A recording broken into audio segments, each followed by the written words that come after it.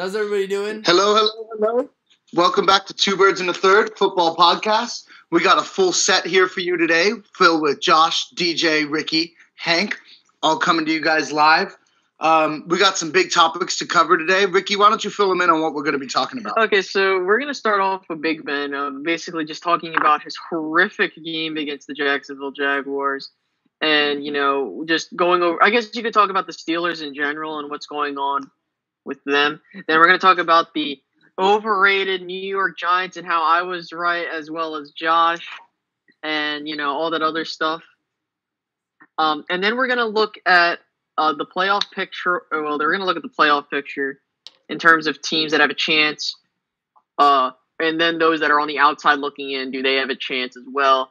We're going to talk about the Adrian Peterson trade and maybe a couple other topics if we get to it. Well, let's dive right into it. And DJ and I are both very ecstatic about our first topic, Big Ben throwing 5 picks. And I'm sure you guys want to talk about this as well. Not just the 5 picks that he threw, but that kind of weird, maybe subconscious statement of maybe I just don't have it anymore. Did you guys find that interesting that Big Ben said that? And, I mean, every quarterback has a bad day, but did you find it interesting that he threw 5 picks, then made those comments? I thought he made those comments, and then he was like, I was just kidding. I didn't see the long clip, but I saw, like, some of the people commenting. Like, Yahoo Sports was, like, had that in an article, and then everyone in the comment section was like, well, you didn't add that he said that he was just kidding or something like that. But like, we all knew that it was either going to be this year or next year that was going to be Roethlisberger's last year. I mean, he alluded to it in the offseason, And I think that might be what struck such a chord with people when he made those comments, because he was already almost having this internal debate of, should I retire? And I think, maybe the organization, maybe him being a gamer, because as much as I hate Ben Roethlisberger because he's a Steeler, he's a gamer. That guy wants to ball, and he wants to game, and he wants to be in the fight. But, I know I watched the long clip, Hank, so I saw him kind of retract on it. Yeah. But at the same time, I think he still said it in the sense that, like, I really think his body's beat up, and I think he's starting to feel it. No doubt. I want to bring up a point. Now, Bill Parcells said that if you think of retiring or mention retirement, that player is in effect retired. Unless you're Michael Strahan or Brett Favre. Yeah, unless you're those two. Now, but on a serious note, though, the fact that he was mentioning retirement goes to show you that I don't think Big Ben was fully focused into this year. And so, I mean, and I'm not saying that the guy can't. It's just he's not as good as he used to be, and it's starting to show. The minute that you start talking about retirement and not being committed and talking about from the previous year into this year, it's going to show. And it has been shown. But that whole team hasn't been as good as they have And been. that too, yeah. I think yeah, you hear these stories. You hear these stories coming out about how 1 week when the Pittsburgh Steelers played the Ravens, the receivers were complaining that Le'Veon Bell got the ball 35 times. 35 times, that's most of your offensive snaps. And then the next week, Ben Roethlisberger's airing it out, and Le'Veon Bell's complaining that he's not getting enough touches. I mean, it almost sounds like the team's in a little bit of disarray. Mm-hmm.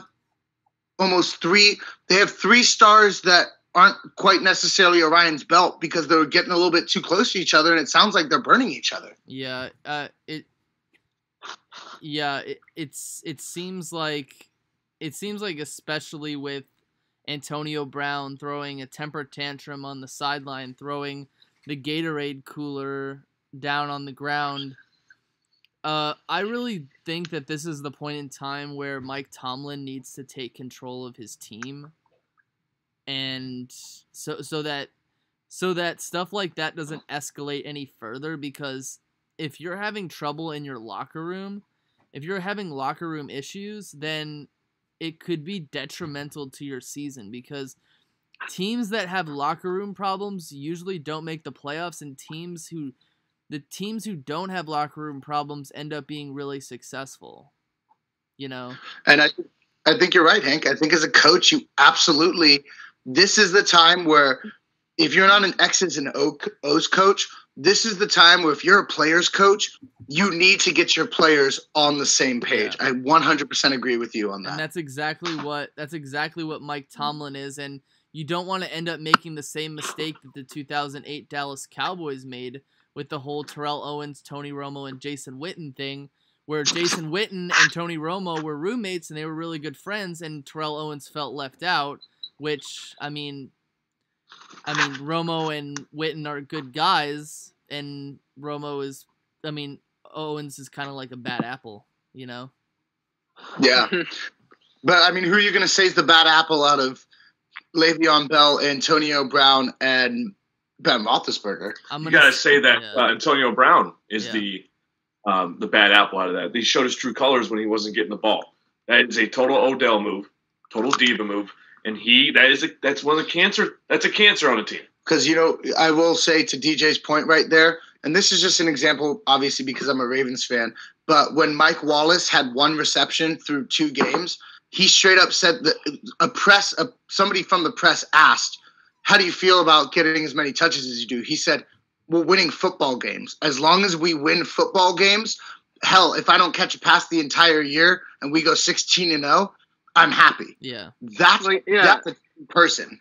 Yeah, that's why I say that, if we're looking on a talent perspective, Antonio Brown and Odell are arguably the most, they're the most, you could say, well, they're the best receivers in the league. But I also take into account the character of a person as well as how they respond to their teammates. And I mean, if you look at the Julio, to an extent, the Julio Jones, the Des Bryant now, the, whatever white guys Jordy Nelson.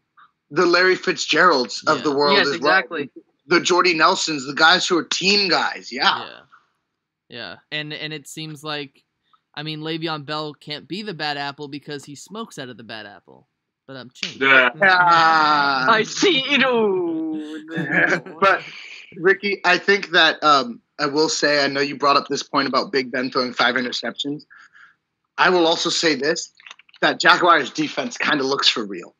It's been a few games now, and that defense is looking pretty good. They're the first defense in the league in turnover differential. They've been playing some really good D. I think what's going to hold that team back is, unfortunately, the quarterback play in Blake Bortles. And also, I said it before the game started, and Josh always harps on this. It's a classic AFC Central battle, It's a classic AFC Central rivalry because the Jaguars used to be in the same division as the Pittsburgh Steelers. So you're going to get a game much like that. These guys are ready to knock the snot out of each other. Yeah. They want to go hard. And how about, did you guys hear Deion Sanders, real quick? It's kind of on the topic, but kind of not because it has to do with the Jaguars.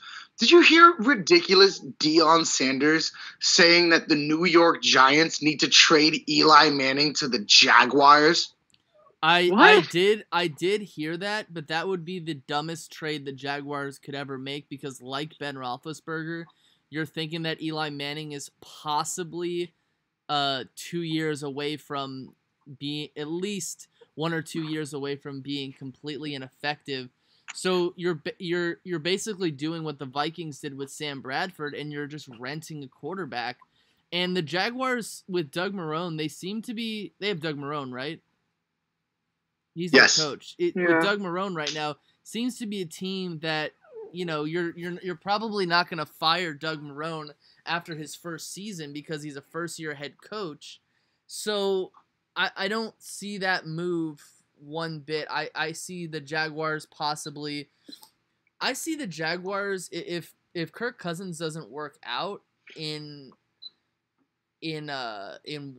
Washington with the Redskins, I could see them possibly taking a free agent shot at Kirk Cousins. So that's. I don't see that. There's a lead in that race. No, I mean, that's no doubt, no doubt, but it wouldn't be a trade. It would be free agency. So whoever has the most money is going to get the guy, you know? So this kind of puts the Jaguars in a position right now where their team's good enough with Leonard Fournette as a solid runner. I don't know how many more games he can take 25 touches a game. Well, you know, it looks like he can right now, but it might put the Jaguars in a position where they're too good to get a good draft pick. But if you need a quarterback aside from Kirk Cousins, so let's say DJ's right, and the Niners get Kirk Cousins because the Redskins just aren't going to sign him. Who do you guys think the Jaguars go for? Because obviously, I think the Blake Bortles era in Jacksonville is very much coming to a close right now. It is. And it's not. It's kind of sad to see it, but the real issue was the fact that Blake Bortles was just a quarterback out of University of Central Florida that just came out of nowhere. Like nobody knew about him. Who had a giant arm. Nobody knew about him before 2013, and he happened to be a top-rated player coming out of. I think UCF was in the AAC at the time. I think I'm not sure if they're in the ACC now, but I think they were in the AAC at the time. Well, I mean, you know, right now it's looking like they're in the Big East. Oh, they were in the Big East. So before it crippled down, you could see a possible Rosen. He might be the first one off the board. I don't know if Barkley is going to be is available to be drafted, or not Barkley, McSorley. McSorley.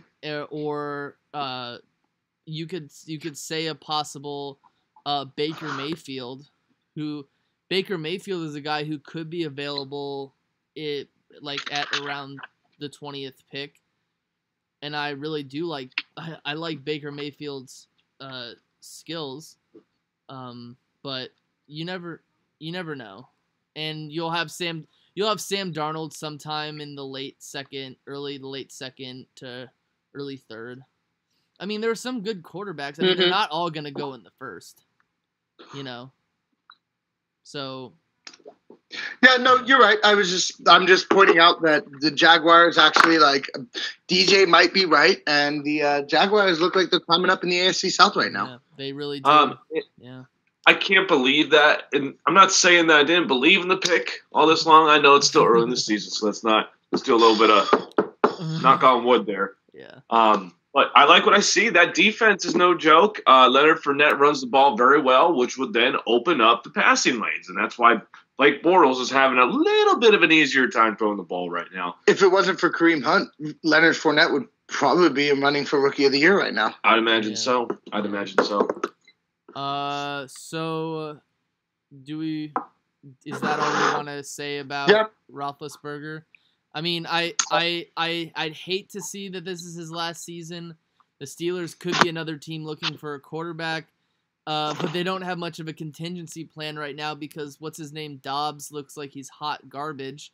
Even though Landry, Landry's their backup. Landry Jones. Oh, okay, but I don't think. I have a Steelers fan that I watch every football Sunday with.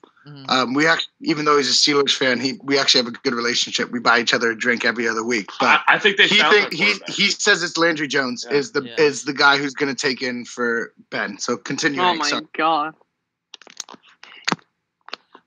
But yeah, what's his name? Dobbs from Tennessee. That they said that he was going to be the next Dak Prescott because he was African American and he played college football in the SEC. Wow. So Pittsburgh actually, they have a really tough game this week, guys, and we'll go over this obviously in our pick'ems because this might be a make or break for their season. But the Pittsburgh Steelers have to go to the Kansas City Chiefs and play in Arrowhead Stadium this week. Damn. That's not going to be fun for them.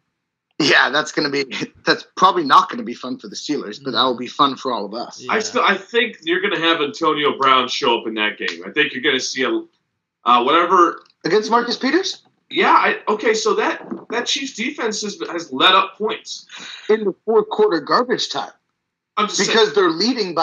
they're leading by 17 to 21 points going into the fourth quarter, unless they're playing from behind, like they did against the Patriots. But that's been like one game. No, the Redskins. That game was pretty tight. Oh, the Eagles game was pretty tight in the fourth quarter too, but the Chiefs pulled ahead late because of turnovers.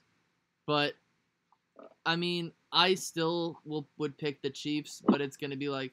I say it's going to be like a one-possession game still. Okay.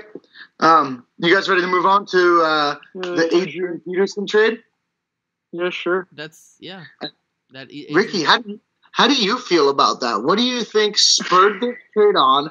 What do you think is going to happen to the Arizona Cardinals because of this trade? And what do you think this means for Adrian Peterson? Okay, so number one, what I think instigated the trade was I feel as if the rise of, what's his name, Alvin Kamara, number 41.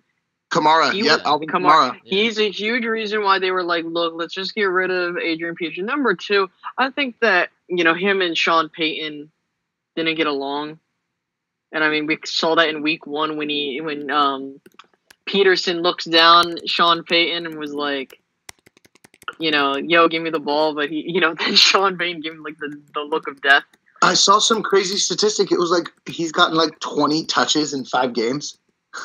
Yeah, it's like something ridiculous. But I think what's crazy about this is when you're looking at Adrian Peterson's career. If I was Adrian Peterson, I mean, you knew that the Vikings were going to release you, and I mean, while you still had some decency, you should have at least just retired. I mean, you knew that your career was coming to an end. Mm-hmm. And I mean, I knew the guy was not going to do any good.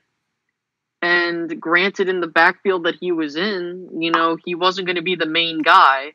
And then, he will be the main guy, considering if you guys saw on Twitter how Chris Johnson was saying AP needed more touches, but then that's so sad.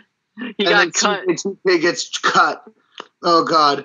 But I will say, Ricky, the only reason it's tough because I'll say it this way: AP didn't want to retire. He didn't want to retire. It's tougher. No, I agree with you. Yeah, to retire because the team doesn't want you anymore. The team was ready to move on. I don't think AP is even close to being ready to move on, and I just think he chose a really, really horrible team to try to be a running back. Yeah, I completely agree with you. I think that Adrian Peterson, I think he's in a much better situation. I'm not saying it's like he's going to rebound. I mean, I hope he does, but I mean, I think he's in a much better situation than he was. Yeah. Yeah, he just wasn't. It's not that he didn't have enough opportunities. It just seemed like there were too many Chiefs in that backfield, Can I tell you guys a crazy statistic, though? He went from a team with the Saints where they didn't really want to run him very much, and I'll give you guys this little stat right here. The Cardinals, after 5 games, only have 259 total rushing yards. Yeah. So, are you really better in your position? Now, we'll get more into that on the outside looking in segment, but I just wanted to throw that out there is that I don't know, maybe the Cardinals, you think that they're a good running team, but 259 rushing yards through 5 games isn't very good. No, it's not. And my team happened to play them last week, and they don't like their offensive line running the football. I thought their offensive line passing the football was bad, but I didn't know how bad their line rushing the football was, and it was equally very bad. Like we were stopping them left and right like it was our left and right. Hank, funny you say that though, because their passing offense is actually ranked second in the league. Carson Palmer has the second most passing yards in the league. I know, but their offensive line is garbage, though. I mean, that's true. I mean, I think Carson Palmer had like 293 passing yards, but they only scored 7 points. They would have scored. That's actually one of their biggest problems right now. I have some of these written down, but the Cardinals are actually they've gotten more first downs than all their opponents combined. So this is combined throughout the season, but they've had more first downs than all their opponents, more passing yards than all their opponents, more total yards than all their opponents, but their turnover differential is atrocious. Yeah. They can't force turnovers, and they're turning the ball over in the worst areas. We're talking that field goal range, that 40 to the end zone line. Yeah. When you're marching down the field, that's where they're turning the ball over, and it's absolutely killing this team. Carson Palmer at the very end of the game. Carson Palmer threw a pass to a receiver. The receiver was at the inch line of the end zone, and the ball got knocked out of his hand, and it rolled out of the end zone for a touchback, which I guess would count as a turnover, but recovered by nobody. They had a field goal block against us. They were just completely inept. And here's the thing: I don't even think the Eagles' defense is like that ridiculously amazing. We don't have a good defense. We don't have good corners. Our linebackers are decent, and we were missing our best player on defense, Fletcher Cox. So, yeah. Ricky, how do you feel about what do you think Adrian Peterson's going to do to this offense? I'll be honest, he's going to probably nothing special. I mean, he can only run so good behind that offensive line. I mean, the one thing I will say is that I think he'll be more involved. He'll have a decent volume, but again, I don't think he's going to do good. I think it's just after this year, I think he's done, and it's just a matter. Do you think he's done after this year? Yes, I think he's done. I think he's been in the league a long time for a running back. And with like a Marshawn Lynch, at least you could say Marshawn Lynch has like skipped about a year, and he hasn't been a full-time starter for as long, and he hasn't racked up as many injuries Adrian Peterson has a season-ending injury like almost every year. So I do think that if he doesn't do anything this year, then I think he's done. I think that when it comes to running backs, our general managers and coaches aren't going to want to have as much of that. If you know what I mean. Okay. Yeah. No, I get it. Are you guys ready to move on to the next segment? Yeah. Sure. Okay. Ricky, what are we hitting next right now, my man? Well, what we're hitting is, and it's up to you what teams you want to talk about. We're going to be discussing, if I can find what I just wrote it down. We're going to be discussing the playoff picture.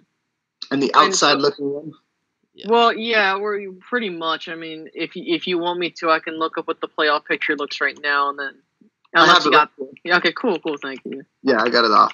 I got it up right now. So right now, we in the NFC right now, we have the Eagles and the Packers at number 1 and number 2. At number 3, we have the Carolina Panthers. At number 4, we have the Seattle Seahawks. And the first 3 teams I just mentioned, all 4-1, by the way, the Eagles, the Packers, and the Carolina Panthers. The next 2 teams, we have the Seahawks at number 4 and the Atlanta Falcons at number 5, sitting at 3-2 and 3-1 respectively. And then pulling up the wild card round is the Detroit Lions with 3-2. Okay. And then if you're talking about AFC, right now we got obviously the undefeated Chiefs are sitting number 1.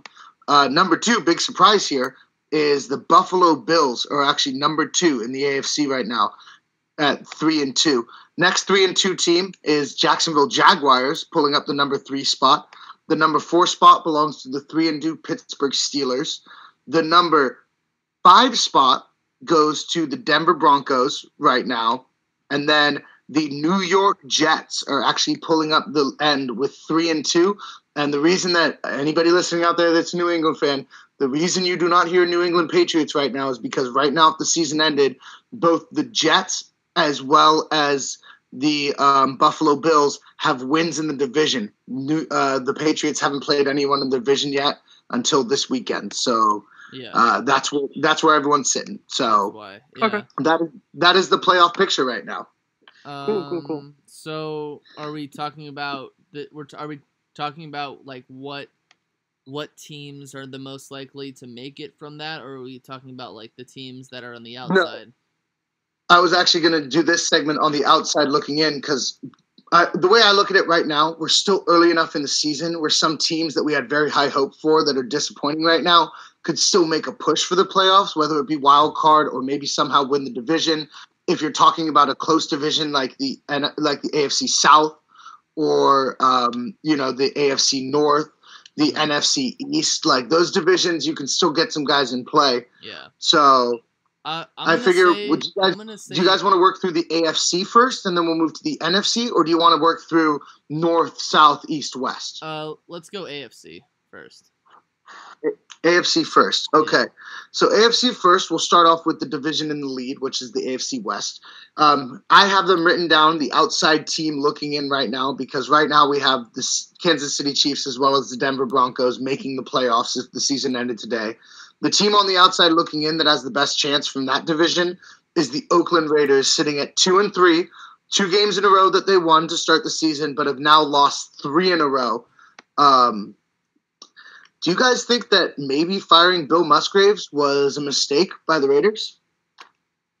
Who was he? He was the offensive coordinator. He was the offensive coordinator. Okay. Who led them to one of their best offensive years statistically that they've ever.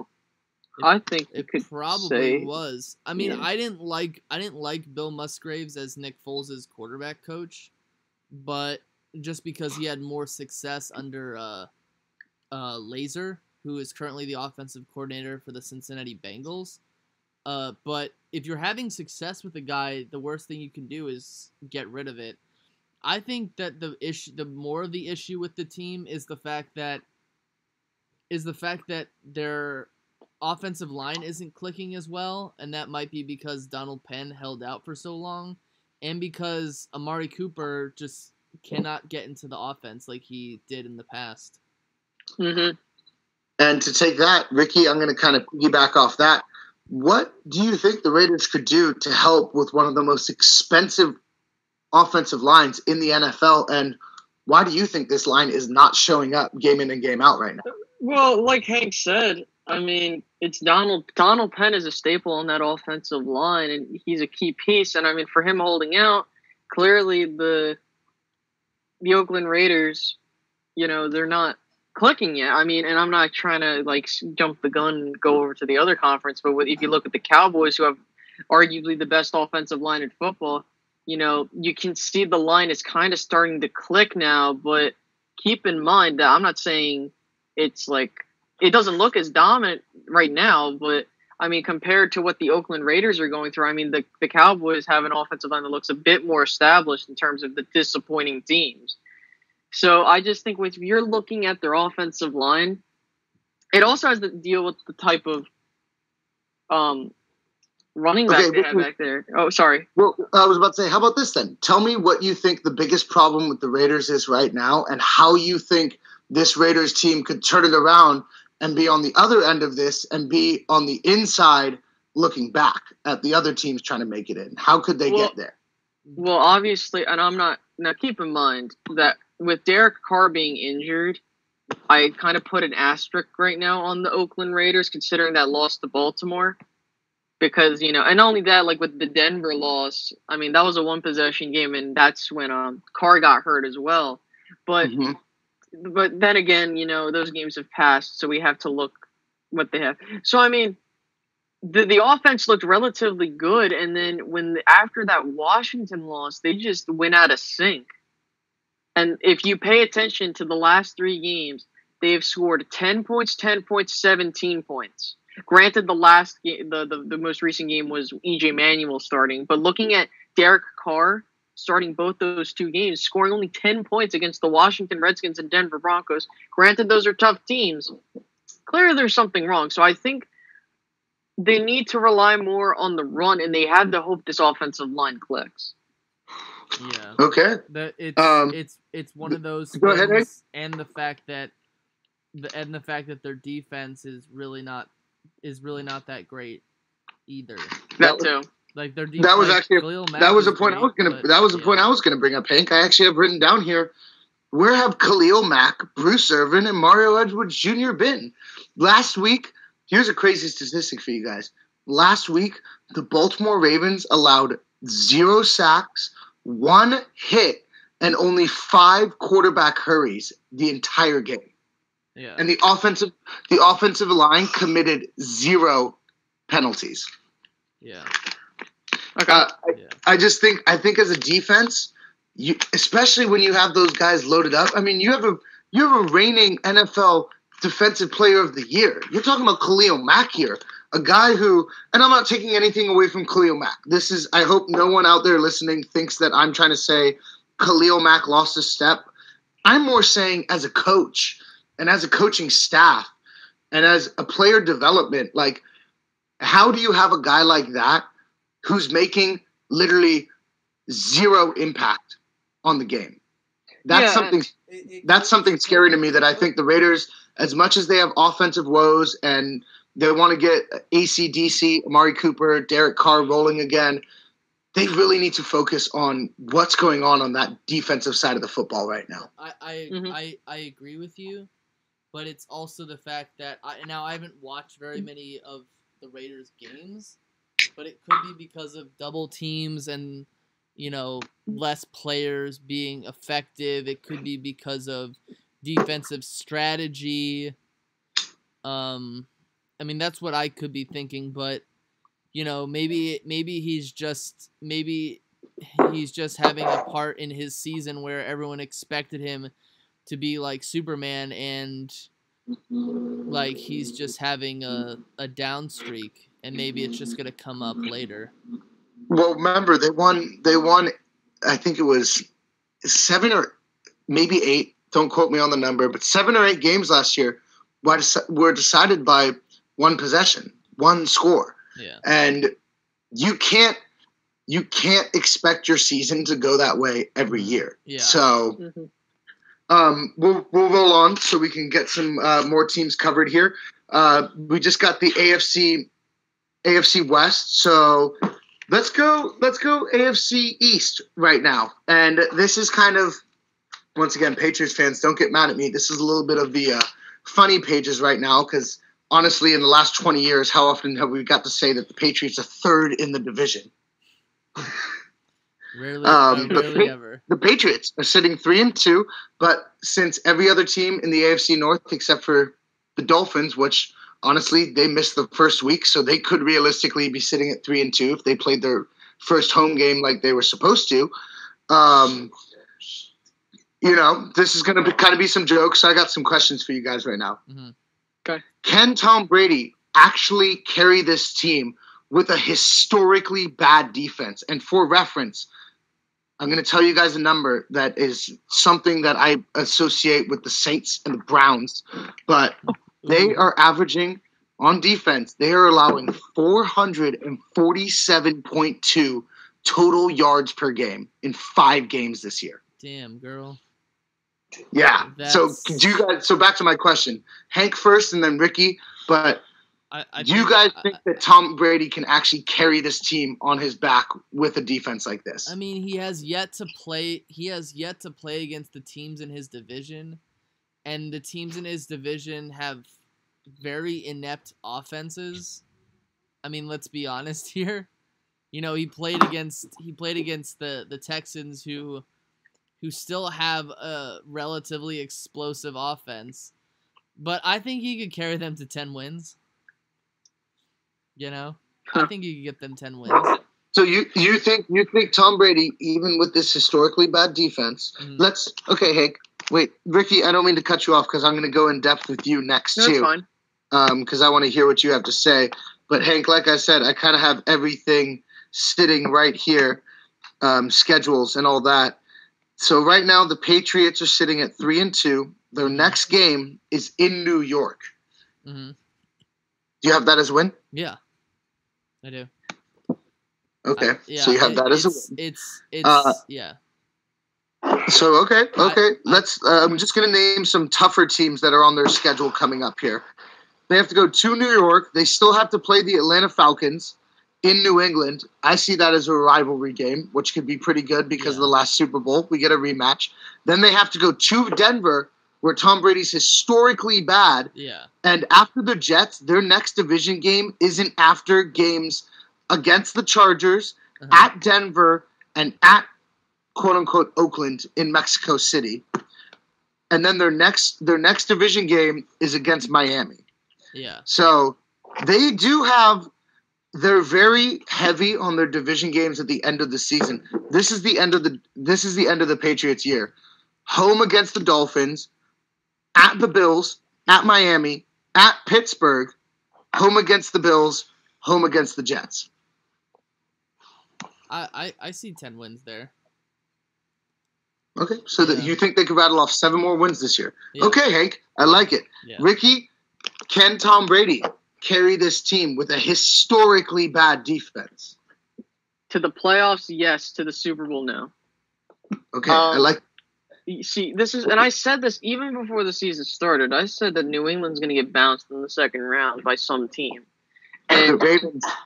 Yeah, and no. But in all seriousness, though, the Browns after they win 10 games in a row. Yeah, and beat the Steelers in the last game of the season. Yeah, exactly. Go on a New York Giants like right now. But looking at the Patriots, in all seriousness, though, this team cannot. This team cannot progress like far into the playoffs without a defense. And people might come and be like, well, look at what the Patriots did, last year. But the Patriots last year, they went up against the Texans. That was relatively easy. You go up against an inept offense without a quarterback that is competent. You go up against the Steelers, your little brother, and you end up, smacking them. And then you end up coming back, like, being down 25 points. But looking at all that, if you look at this defense, okay? I'm going to tell you now. Outside of the win where it was 19-14, the Patriots have given up on average about 27 to 30 points a game. Yeah. You cannot win a playoff game or a Super Bowl with that historically bad of a defense. Now, then again, this is week 5. Yeah, it's still early. And I mean, like I said, they're going to make the playoffs. It's just they're probably not going to get far. Yeah. Okay. And I'll add in my little 2 cents on that is that I've always said it to Hank, and Hank hears me say it because it's an old football adage: defense wins championships. Yeah. And you can have the number 1 offense all day, but of all people, Tom Brady should be able to ask the Falcons how 28-3 turned out for them. That's all I'm going to say. You can have the number 1 offense all day, but all I'm going to say is 28-3. That's all I'm going to say. Do you guys have anything else to add to kind of like the funny pages? No, honestly, at the end of the day, obviously the Patriots are going to make the playoffs. Obviously, I think the Patriots are going to win the AFC East. Hands down, I think they're going to win.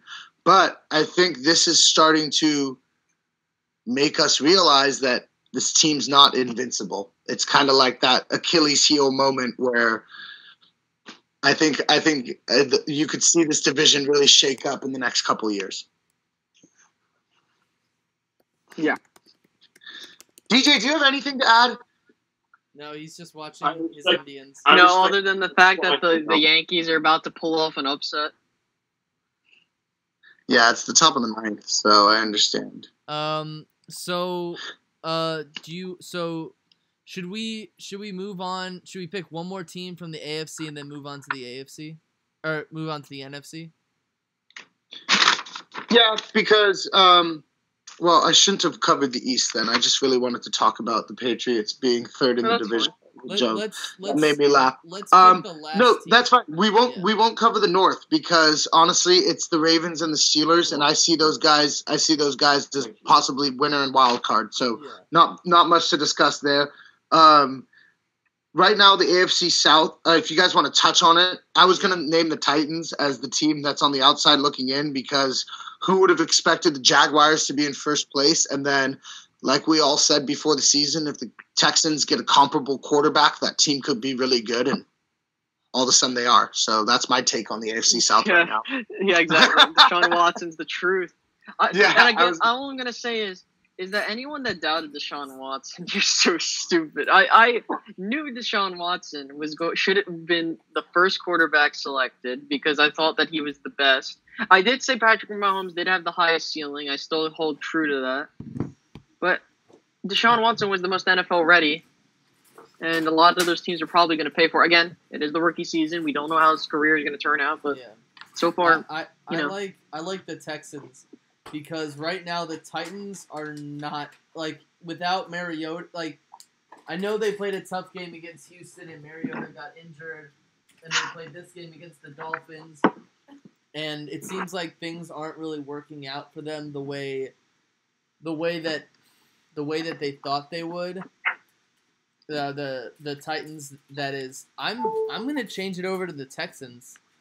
I mean, them right now at 2-3, they've lost 2 really tough games against. Unfucking believable. Unfucking they got a double, didn't they? So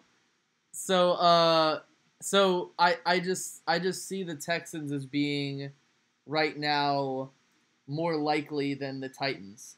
The Titans really have not impressed me the way that I thought that they would.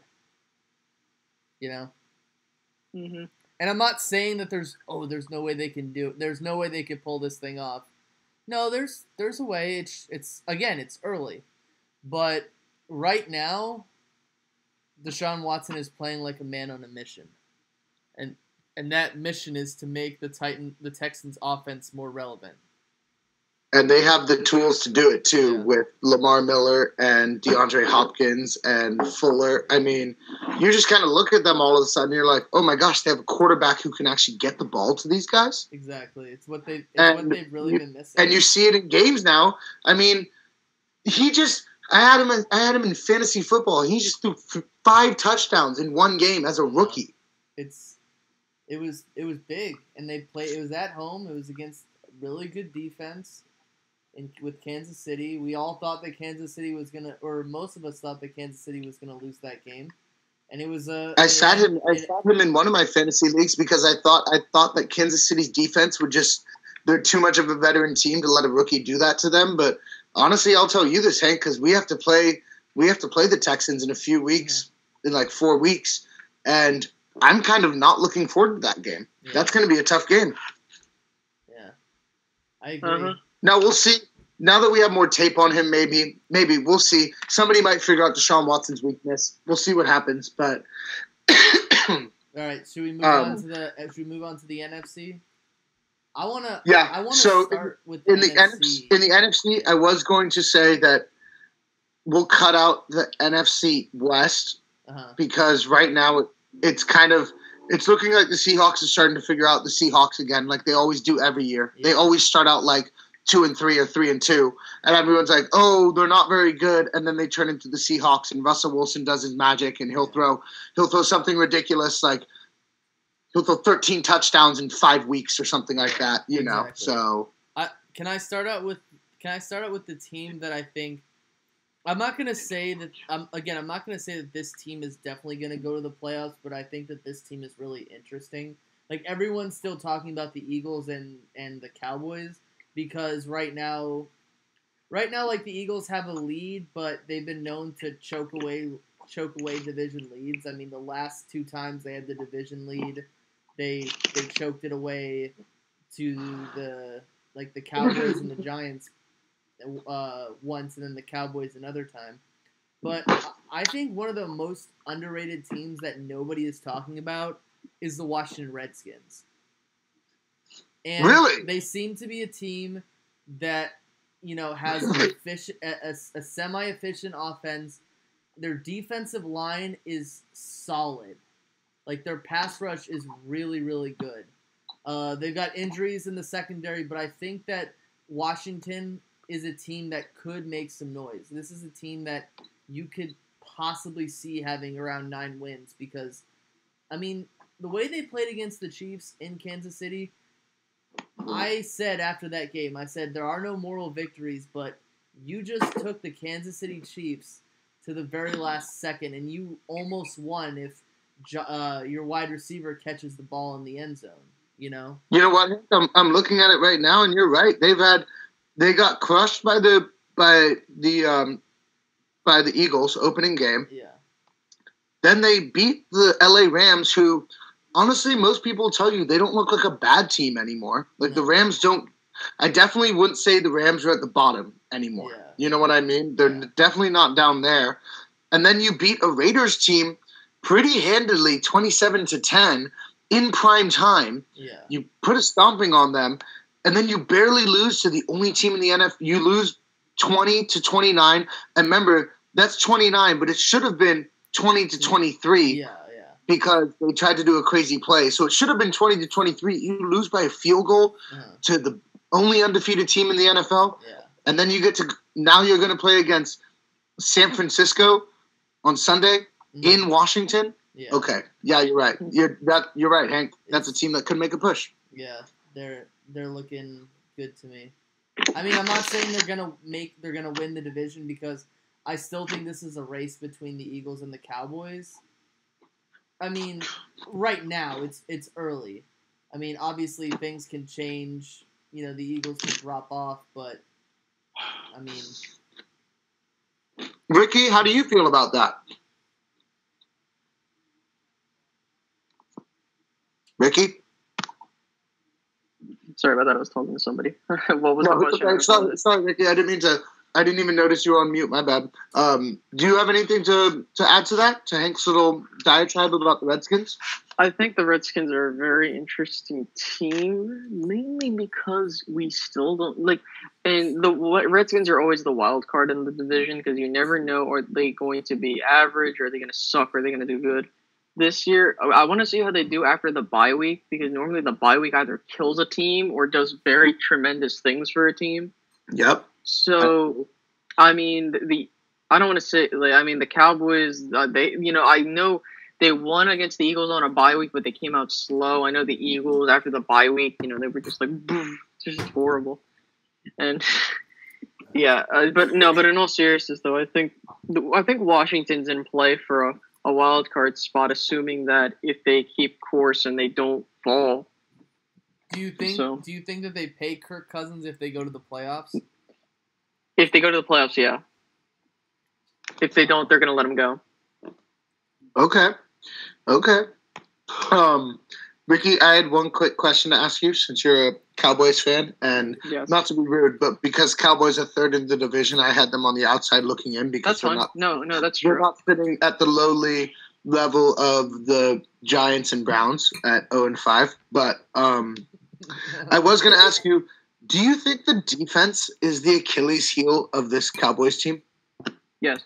I'm not even going to answer. That's like an easy question because think about it. If Sean Lee's playing, Cowboys are 4-1 going into the bye week. The Cowboys have lit up 35 points in each game that Sean Lee has been out, and the Cowboys offense has progressively gotten better, going from a kind of scrappy 19-3. It isn't a dominant 19-3 win, but I mean it was kind of sloppy. Then they had a definitely sloppy game against Denver. Then they finally show up at Arizona, show up against LA, and then they show up again at Green Bay. I mean, they're doing their part. They're scoring 20 points in one half, and it's many people are like, oh, the offense needs to score more points. No, they don't. Are you kidding me? You should be able to win when you put up 30 points. You shouldn't have to put up 40, 50 points a game to win. Now, keep in mind that I think that if you're now paying attention to the first 3 games, outside of the Denver game, the 2 games Dallas won, they gave up only 3 points and 17 points. So they're 2-1 when Sean Lee's playing on defense. Right. Granted, the Denver game was an offensive mishap. Yeah. I guarantee you that they're sitting at 4-1. Well, I mean, you guys had a game like the Ravens have had. Dude, we got blown away by the Jaguars. No one was expecting that. But since then, yes, we lost our next game, almost like you guys lost your game to the Rams. We lost our game to the Steelers. But it was a close game. You know, it was a tough fought game. The Green Bay Packers, it's Aaron Rodgers. I mean, no, dude. I even I changed my pick to I picked Dallas. I picked Green Bay initially, and then I switched to Dallas, and fortunately they lost. But look, think about it. Let's say hypothetically Dallas beats the Rams. They're going into the bye week 3-2. They're a game behind Philly. They're going into the bye week. They have time to get. This is what I'm telling you, and I think that this team is either going to go one of two ways. It's either going to be another 8-8 season, or it's going to be like the Seattle Seahawks of 2014. Remember when everybody was counting them out, like, oh my God, they were the best team last season, and they're now 3-3. Guess what? They end up going 9-1, and they end up winning their division because the Cardinals start out 9-1, and because of circumstances they fell off. Right. But, well, my question, okay, good. I like that. So I'm going to ask this because it kind of feeds into what you're saying. What does your team need to do coming out of the bye week this week? Okay, what they need to do is I'll be honest. They need to think of better ways to function as a defense. I mean, I love the fact they got rid of Nolan Carroll. So basically, you got to keep in mind that this is a very young defense outside of Sean Lee and a couple pieces. So it's going to take time for the defense to get the groove of things. I mean, Jordan Lewis is playing fantastic more than Chidobe Awuzie. And I mean, he can only do so much, so I don't blame him for allowing the Green Bay Packers getting the game-winning touchdown. It's not his fault. And I'd say this all the time. If the Cowboys have healthy linebackers, they will be fine. And I mean, and I hate to say that, but it's true. If Sean Lee is playing, the Cowboys are a much different team, and you tackle them in a different way. So I think if you're the Cowboys, you simply just have to just be patient with the defense, allow the rookies to develop and get a play, and then just hope that Sean Lee stays healthy, and hope that Jalen Smith learns from him enough to end up becoming the next Sean Lee. And here's the thing: Nolan Carroll, you might as well have nobody playing than have Nolan Carroll play. You might as well just have 10 guys on the field. I know, but that's what I'm saying. You might as well have nobody on the field than have that situation go. I want to bring this up. Start Xavier Woods instead of Jeff Heath. Xavier Woods earns the starting job at safety. He's been playing fantastic, tackling well. I mean, I'm surprised that the Cowboys got 2 solid players in their backfield already. That's great. The secondary, yeah. Yeah, sometimes you need that, and Ricky, I think that the Cowboys are gonna have a good year again. I think you guys just need to fix a couple things. And I said 11-5. Well, losing a guy like Sean Lee, I understand what losing a person like that on your defense is, because when we lost Ray Lewis the year we won the Super Bowl, and all of us thought he was done for the year, that Ravens team they skidded and they hit some tough spots, So just I understand. What was their record? 11-5. The year they won the Super Bowl. 11-5. Yeah. Okay. Well, it says here they went 10-6 and won the division. They went the year they won the Super Bowl. Was it 10-6? I thought they were. Because they sat at 9-2. Ray Lewis got hurt, and then they ended up skidding, losing 3 games in a row. They were 10-5 and lost their last game to go waltz into the playoffs at 10-6. Oh yeah, that's right. That's right. You're right. No, you're right. Mm-hmm. I forgot. I thought they had won. I thought they went 10-1, but you're right. They went 9-2. I forgot. They went 9-2. So let's move on to the you NFC guys, North. We can talk about, because I know we got to cover our pick'ems too and everything like that. Do you guys want to talk about the NFC South with the Bucs, the Atlanta Falcons, and the Panthers? Or do you want to talk about the NFC North with the Vikings and the Packers and the Lions? I want to talk about the NFC North because they're more interesting to me. Yeah. Who, the North? Yeah. The North. Even though the Panthers are 4-1? Strong defense? Strong Cam Newton play? No, I know, but I think that the Vikings are also an interesting team. Okay. Because, Hank, you're right, but with a case of the Keenums, can you really make it to the playoffs? Isn't Bridgewater coming back soon? It's a good job. Isn't he Isn't he off the PUP list? Bridgewater? Isn't he what? isn't Bridgewater off the PUP list? They're trying to take him off the PUP list this week. Yes, but he's not going to play this week. No. I know. Hank, I don't. Yeah. Here's the thing. What do? Do you let Bradford get healthy and then try to put him in later in the season? The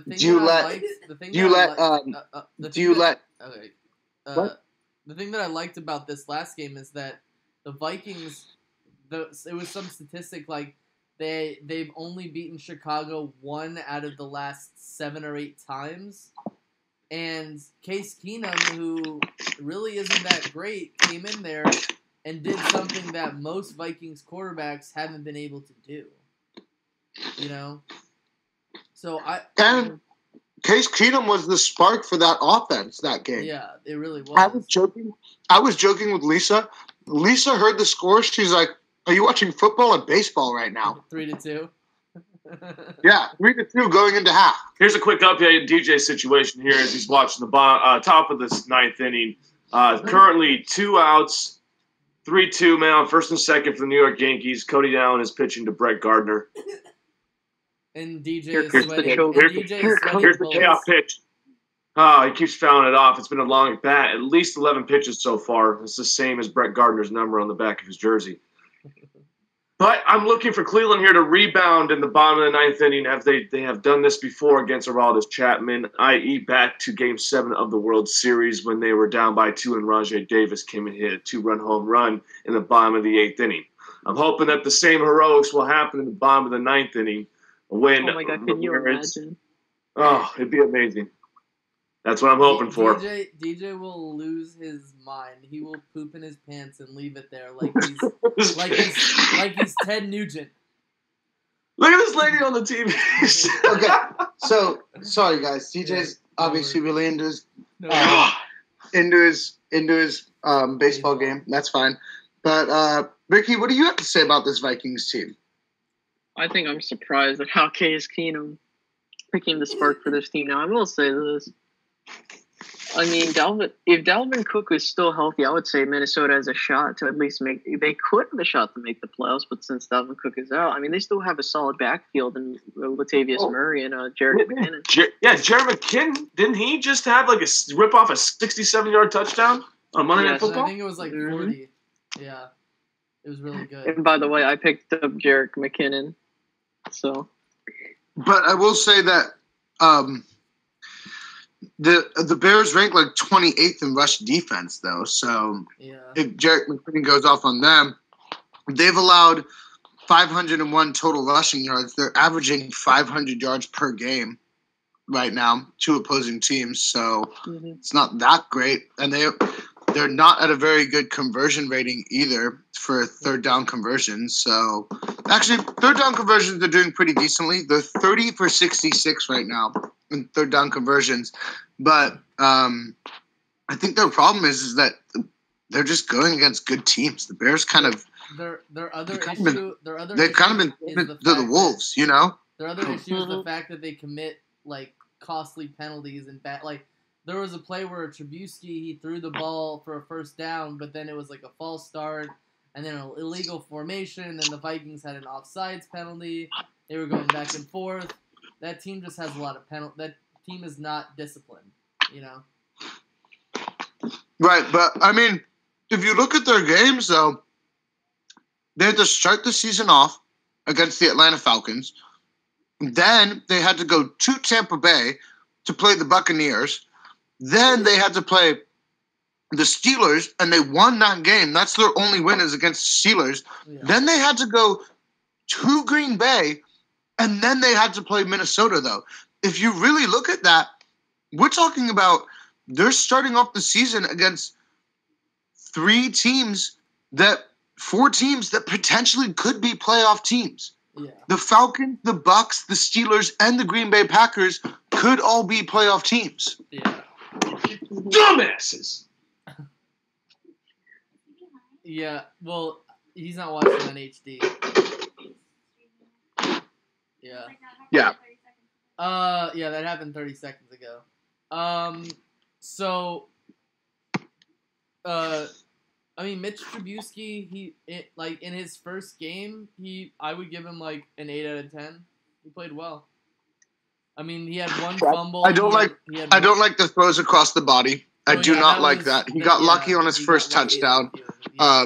You should never throw across the body like that to the middle of the field. Yeah. But you gotta hope. Unless you're gonna put it up, you can do it. But he needs to learn to put the ball up much higher when you do something like that. You need to put the ball up high. Make your guy go up and get it. Don't just put it kind of in the numbers across the middle of the field like that again. He was very lucky to get his touchdown because that was a pass that was tipped by the safety. And I mean, that's happened to all of us, like playing like pickup football. You tip the ball and it flutters behind you and the guy behind you catches the ball. I mean, that was right, which is exactly why I'm saying that he needs to throw it. That's why you always throw it up high. You try to throw it to the bottom of the field goal. That's where you want the ball to be because that's a place where your guy can go up and get it. Yeah. But you're keeping it too high for a guy to, unless he makes a spectacular play, it's usually going to be above most of the DB's heads if it's back there. Yeah. So do you guys want to get to the picks? I am super down for some picks. I mean, unless there's anything else you guys want to cover about how your teams played this week. I know we didn't really do a wrap-up or anything like that, but we were going to talk about anything you want to cover before our picks, absolutely. Briefly talk about injuries, right? Talk about what? Did you say? We were going to briefly talk about injuries, right? Well, I mean, we can – well, here's the thing. If the Giants were 2-3 or 3-2 – and they lost OBJ. No offense, I think it would be a bigger topic. But right now, I felt like they were going to lose that game without Odell Beckham anyway. Plus the losses of Odell Beckham and Brandon Marshall. That team is basically and Sterling Shepard and Sterling Shepard. Dwayne Harris. Yeah. Yeah. Sign it away. Sign it away. All right, let's do the picks. That's unfortunate. Yeah, that's just there's not much you can recover from that. Yeah. So So on to lay picks. All right, give me 1 second. Yeah, give me 1 second too. Let me grab a pen. I'm gonna write these down. Less picks. What was that, Hank? Lay Vicks. Lay picks. Shut up, Hank. It's my stomach talking. La Victorious. All right, let me know when you guys are ready. Give me 1 second. Okay, go ahead. Okay, to kick off the week tomorrow, Thursday Night Football, Philly at Carolina. Who you got? I have Carolina. Okay, Thursday Night Football. We got a beautiful game between Philadelphia Eagles but it's at the Carolina Panthers, right? Yeah. Mm-hmm. All right. I am going to pick. And Hank, as much as I love your Eagles, and I've literally picked them every single week this year, I am actually going with the Panthers today. Before the season even started, I went through the picks, and I picked the Panthers. With Johnson being out with a concussion, and Smallwood and Cox, I know someone's gonna make a penis joke. Smallwood. Smallwood's cock. Okay. Them being game time decisions. I think Fletcher Cox has a good chance of playing because he's been full in practice all week. The thing is, it's a short week. It's in semi-hostile territory, and it's against another team that's 4-1.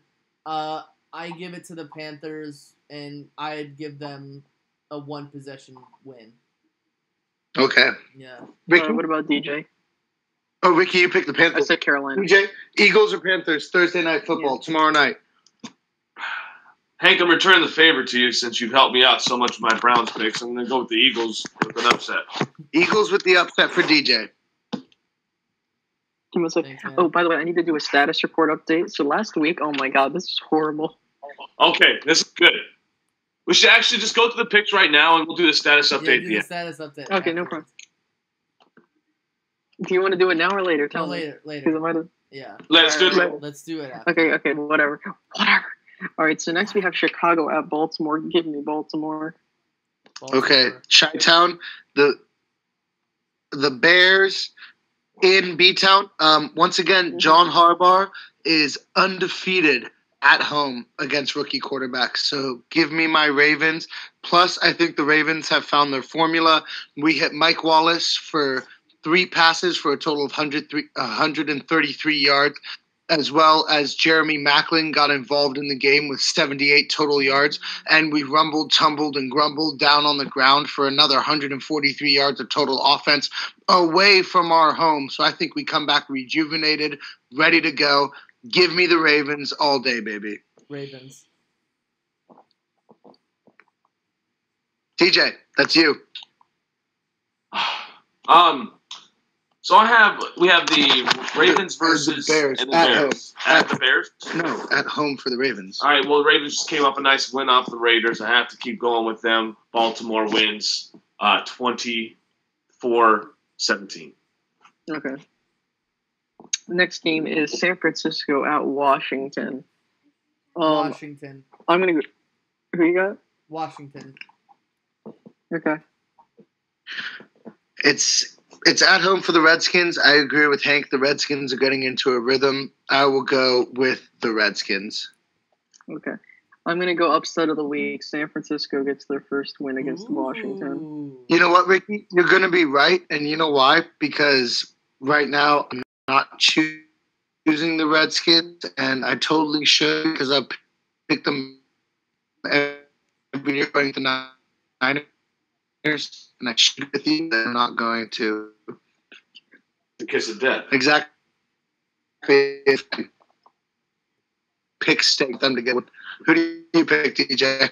Well, this is another. 49ers. I'm not taking the 49ers. I'm losing to Ricky in these games. So when he tries to go big boy and go upset, I'm going the other guy. Let's go. Okay, DJ's going Redskins.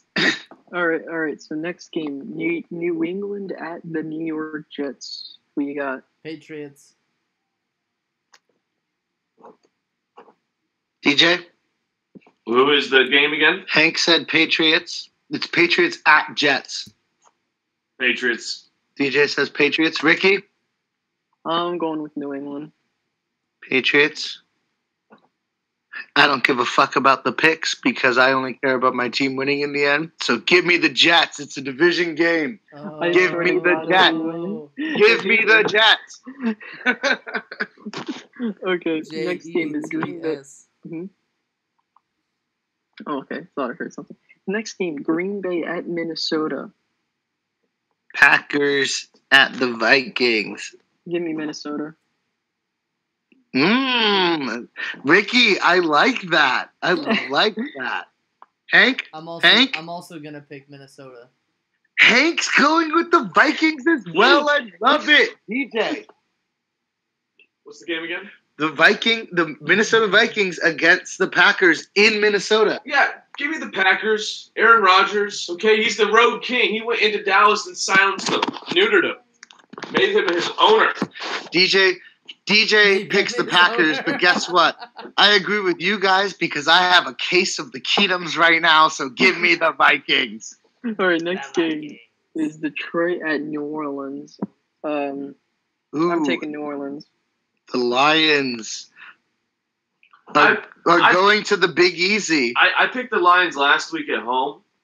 If they're going to do that to me at home, I'm not going to trust them in the Big Easy. At the new did they get it? No, they're still at the. They're still at the Mercedes-Benz Dome. Yeah, but that's a tough place Superdome, to play. the Mercedes-Benz Superdome. I got the Saints in this one, winning by 2 scores, 14 points. DJ says I got the Saints. TDs. I got the Saints. Hank's got the Saints as well. Ricky, you said you have the Saints, right? Mm-hmm. Lions eat Saints, boys. Go. Welcome to the jungle. Give me the Lions. Okay. Next game is Cleveland at Houston. Ooh, Cleveland at Houston. This is the game of the week where the Browns get beat again. It's not really a game of the week. It's more like a story of many weeks of the Browns getting beat. It's the trash can of the week. If this was in Cleveland, I would pick Cleveland, but It's in Houston, so I'm gonna pick Houston. TJ? I am actually Going to go with his Browns. Because you better go with your First Browns. off, I have to pick him every week. There's really no. I mean, I He shouldn't has have to explain He has no myself. choice. You gotta But I will say this: that Kevin Hogan is making the start. Yes, So- that is true. Kevin A starting Hogan- change, sometimes that's worked out in the favor. Kevin Kevin Hogan- Hogan, the he Texans. made out with Kevin- my sister. Kevin Hogan, he looks like he could be a savior, but that's typical of a Browns fan to say, correct? Yeah. Backup quarterback's always a savior in Hey, this situation, DJ, right? my sister's boyfriend is playing for your team. Playing quarterback. He's gonna win because he made out with Seriously? my sister. Who you got, Josh? Kevin Hogan. No shit. I have the I have the Texans winning that game, obviously. Okay, next game, the last 1 o'clock game. Yeah. My, The last one. the last 1 o'clock game. It's Miami at Atlanta. This is a joke. Give me Atlanta. Yeah, I got the Falcons too in that one, guys. Sorry. Give me Atlanta. Give me Atlanta as well. Give me hot Atlanta. We're going for the Falcons across the board on that one, guys. So All right, next. I think aside from the Bears and Ravens game, that's the only one that we all agree on wholeheartedly. Yeah. All right, next game is Tampa Bay at Arizona. I'm gonna go with Arizona. My Bucks going to the land of the sun. Hank, what do you think? I'm gonna pick Arizona to rebound. I don't know. The Tampa Bay's field goal kicking is extremely affecting their game. I'm picking Arizona. You're picking the Cardinals. Yeah. Ricky, how do you feel about that game? I said I'm picking Arizona. Ricky's picking the Cardinals as well. DJ, Buccaneers going to the Sun State of Arizona. I think you're going to get a full dose of the Adrian Peterson, but I have to say, Tampa Bay wins the day. He's got to say Tampa Bay wins the day. DJ's going with the Buccaneers, and you know what? Pirates always travel in pairs, so get ready to go because we're about to get that booty back home with the Buccaneers winning. That booty. Oh my Christ! That Pirates Anyway, booty. Who has that white cheddar? give me one. Bob Fetta. All right, give me a second. Hold on. All right, next game is LA at Jacksonville. LA. Give me LA. LA Rams or LA Chargers? LA Rams. LA Rams at the Jags. I got the Rams. What time is that? Is that a primetime game? No way. That It's a 4:05. is a 4:05. Oh, 4 or 5 your time. 105. It's Yeah. 105 our time. Rick- I'm picking. Ricky- I'm gonna pick Jacksonville. You're picking the Jags to win that, Hank? Yeah. You know what I have to do You gotta pick the I got- Jags. with the Jacksonville Jaguars. Ricky, what do you pick? I said the Rams. Ricky picks the Rams. All right. This has been the hardest game for me to call this whole week. Like, I've looked at all of them, and I've felt pretty confident about most of them. But honestly, this game is tough for me because the Rams are doing so well, and the Jags are doing way better than anyone expected. So I feel like Blake Bortles has to be like, you like that division lead? Let me step in and show you what 4 interceptions looks like. I'm going with the Rams to win this one. Ooh. All right. Dude, I just think Yeah. I think Blake Bortles is the Achilles heels of that team, and no matter how good they are, I think Blake Bortles is just gonna because the Rams defense isn't that bad either. So I think Blake Bortles is gonna lose this game for the He's Jags. definitely the All right. anchor. Next. All right, next one. Sorry, Ricky. Next one. Chargers at Oakland. I'm going to take Oakland to bounce back. The Bolts. If The Bolt if the Raiders into the Raiders black hole. the Raiders don't win this game, I'm gonna say that they're officially done, but I'm gonna say they're gonna win. I'm gonna tell you, Hank, right now that Hank already knows. I hate Phillip Rivers, so they better win. DJ, Chargers coming to Oakland. This is I know consistency, and the Raiders are consistent at one thing, and that's beating the Chargers. Failing at this moment. So I'm going to go with the guy who's owned Oakland for the past 14 years, Philip Rivers, and the Chargers. Go in and beat the Raiders. Oh, God. Alrighty. Okay, next game, Pittsburgh at KC. I'm going to take KC. KC. I am going to 100% agree with you guys, and I'm picking the Chiefs to beat the Steelers. I think the Steelers actually aren't even going to make the playoffs this year. What? They're going to lose to the Browns in Week 17. Yes, Hank! Yes, you already know.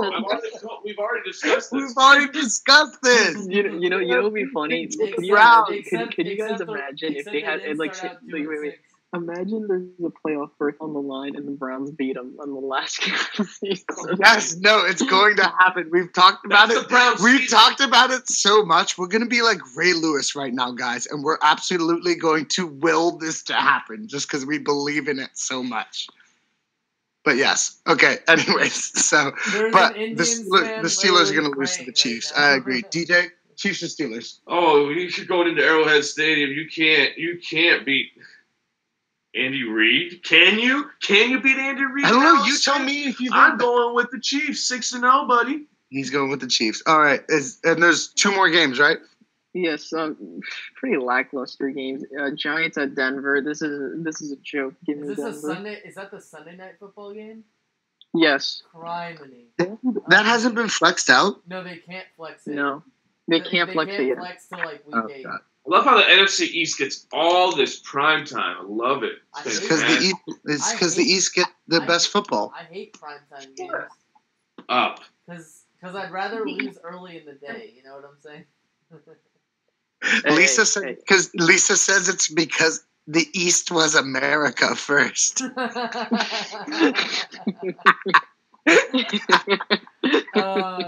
So I have the Broncos at home. Fucking cock. Hank, I agree with you. I'm going with the Broncos, kind of rolling over the Giants. The only way that the Broncos lose this game is if Ben McAdoo, with his creepy man haircut, stands outside the stadium and gives them special candy before the game. out of his discreet public trench coat and his weird mustache. Okay. Okay. So the next game. Oh wait, I gotta wait for your 2 picks. Or wait, everyone's going Denver. Right? I picked Denver. I think DJ's pick. I think we're all picking Denver, especially with all the key losses to the Giants. Okay. Next is Indy at Tennessee. I'm going to take Indy. This is the Monday night game. Wait, did you just make a pick for me? Yeah. What, you're going to pick the Giants? Oh, without Odell Beckham, without Sterling Shepard, without Brandon Marshall? You're going to tell them they're going to beat the Broncos in Mile High Stadium on a Monday night game? Okay. You're going to pick the Giants? No. Okay, DJ said okay as he agreed with me that they have no chance. Right. That. Again, the next game, Indy at Tennessee. I'm taking Indy. Colts at my Titans, babe. You know what? Since Ricky took Indy, you know what I'm going with? DJ's going Tennessee. DJ's going with Tennessee. Hank? I'm going Tennessee. Sorry. I was about to say, sorry, Ricky, you don't know our boy Wes, but when you know Wes, you're almost a Titans fan by zero choice. Default. So I'm going Titans, baby. All right, they bounce back and they get the win. All right, so that completes it. So let me go ahead and. Oh, this is embarrassing. So you're gonna laugh at this, guys. So last week I did the best at 6-10, and I would like to say I want to formally have a moment of silence for all Cleveland Indians fans. It's as if millions of Cleveland Indians fans cried out in agony, and then were suddenly silenced. DJ, did you see that last play? No. Dude, you ruined it for him. Oh, I don't know if you guys are talking about the Indians or if you're talking about the Browns. We're talking about the Browns. All right. All right. Okay, so let's just get through this real quick so I can tell you guys. Okay. So I did the best last week, going 6-10. I'm now still sitting at the top of the pick'ems at 46-32. Hank and Josh did the second best at 5-11. Yes. Hank is I wasn't last. 43-35. Wait, hold on. Hank is 43-35, and Josh is 37-42. And coming in last place is DJ, who went a miserable 4-12. 36 Hey, and 43 at on least the it was pick'em close. season. At least it was close. Hey, it's okay. I'm gonna go 14-0 this week. If you go 14-0, I'm gonna just blow up. I'm telling you right now. All right. No, I'm just kidding. I'm joking. But you guys, it was an absolute pleasure, as always, to do the picks, to talk about football with you guys. Exactly. Once again, here's a shout out to all sad Cleveland Native American fans on Indigenous Peoples Day after Indigenous Peoples Day. I just felt a great disturbance. Yes, there's a disturbance in the force, and he's sitting right next to me. So here's to us. Here's to great football talk, and hopefully DJ will be able to concentrate on football next week. All right, guys. I hope you guys have a nice night.